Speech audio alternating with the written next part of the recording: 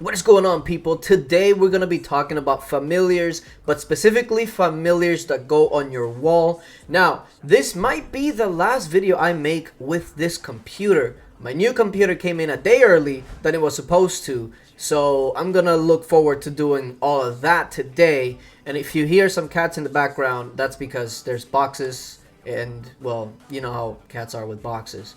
But either way, let's get back into this. The station. Familiars. A lot of people ask me, what are the familiars that I should be using? Now, the main problem with that kind of question is that it's kind of hard to tell people what to use if I don't know exactly what's available to you. Now, I'm going to go ahead and go through the process of how I think about it and then give you some alternatives because not everybody has the same familiars as I do, etc. So we'll go into that. Now, for me, the first thing that I look to do when I go into familiars is, first of all, what kind of troop count do you have? If you have a very high troop count, then the main thing you want to usually stay away from is the familiars that only proc when you lose 10% of your troops. That is like, by the time you lose 10% of your troops and the familiar proc, it's probably like too late anyways. So if you can, stay away from those. But of course, if it's still one of your better options no matter what, then obviously you want to use those. But for me, the way that I look at it is, since I have the T5 familiars, I will use them. The good thing about the T5 familiars is that these proc when 4% of your troops have fallen, not 10. So it's much earlier. And regardless of the rally, like if it's a competent rally leader, it's going to get about 4% of your troops anyway, just off of their familiars alone. So having these trio here is probably one of the only sure things that I for sure know that I want on my wall. And then from there, it gets a little tricky, right? Because for instance, I got Tailwind, which in essence would be amazing. Increases army attack by 200% for 10 seconds, especially when your whole army is going to be attacking. That is a huge boost. But the big downside is that it's only happening when 10% of your troops have fallen. So I'm kind of on the fence on this one. I kind of want to add it, but 10%, you got to lose 10% of your troops before it even does anything. It kind of drops down a little bit for me. Then you also have, of course, the 3 stacking familiars, but they fall under the same category. They only really work once you lose 10% of your troops. So again, it's kind of like, damn it. Whirlwind would have been an insane one. Stuns one of your enemy's largest squads for 8 seconds when 10% of your troops have fallen. If it wasn't for that 10%, Whirlwind would actually be an insane familiar to defend with, because think about it. What do you usually get attacked with? Single troop type blast, meaning all calves, all infantry, all range. And Whirlwind would stun a large portion of that for 8 seconds. That would mitigate a bunch of their damage. The only issue is that, once again, when 10% of your troops have fallen. So it goes back to, man, if it wasn't for that, it would be so powerful.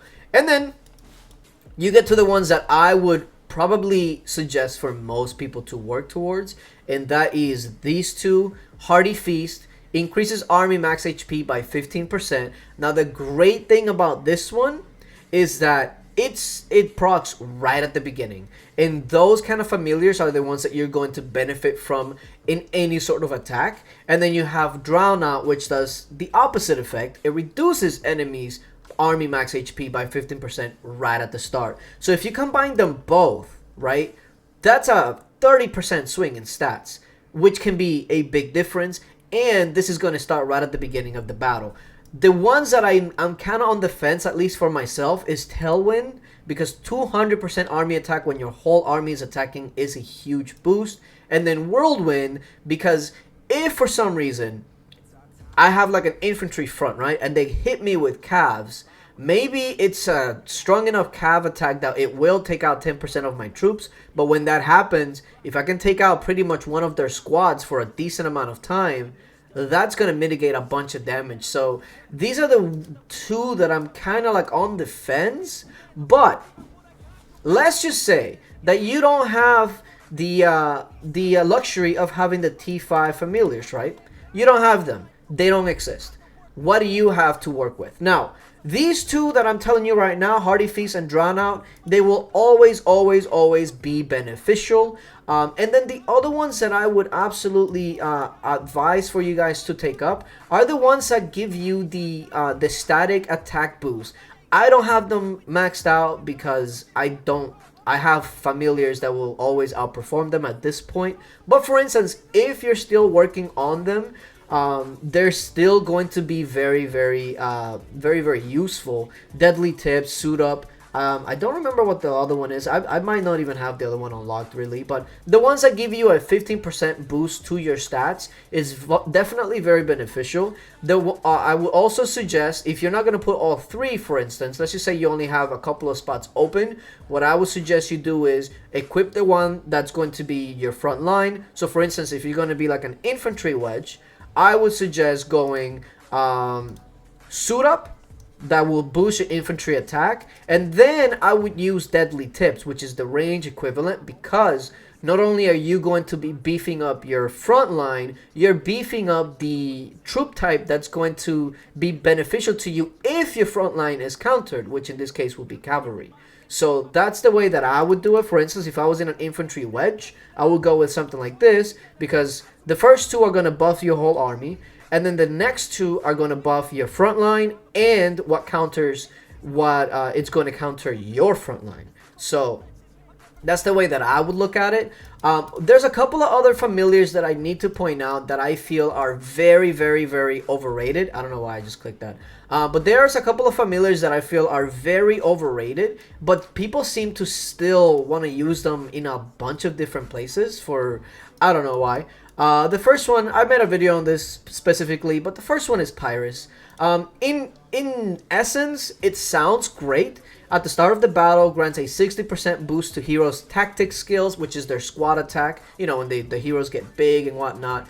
And this happens for 60 seconds. Now, this procs right at the beginning of the battle, which you might think, that's an amazing thing. It's right at the beginning. The problem is that when the battle starts and this procs, your troops still have to walk and meet their troop for the battle to start. And before that even happens, you're wasting at least half of this proc.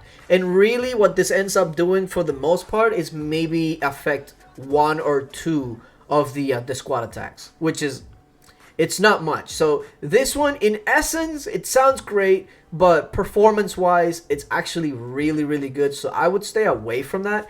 If you want to take up Blazing Trail, that's completely different. For sure, go ahead. But the army talent, I would say use your orbs somewhere else.